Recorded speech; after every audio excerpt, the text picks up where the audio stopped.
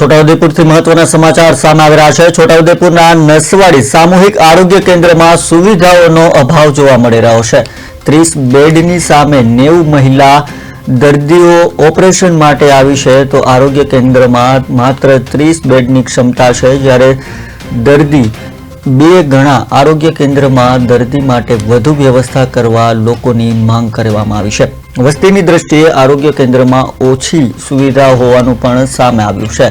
તો છોટાઉદેપુરના નસવાડીમાં આરોગ્ય વિભાગની ઘોર બેદરકારી સામે આવી છે। છોટાઉદેપુરના નસવાડી સામૂહિક આરોગ્ય કેન્દ્રમાં 90 જેટલી મહિલાઓને ઓપરેશન માટે આવતા હોસ્પિટલમાં સુવિધાઓનો અભાવ જોવા મળ્યો હતો।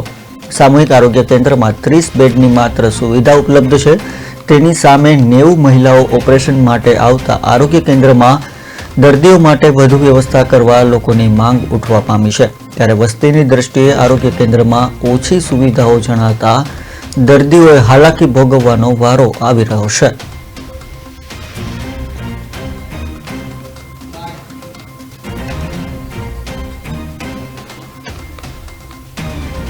પણ અત્યારે એવું છે કે હોસ્પિટલમાં 30 બેડ છે અને 90 જેટલી બહેનોનું ઓપરેશન કરવું છે, તો પ્રશ્ન એ છે કે આ કેવી રીતે બહેનોનું એ કરશે, બરાબર?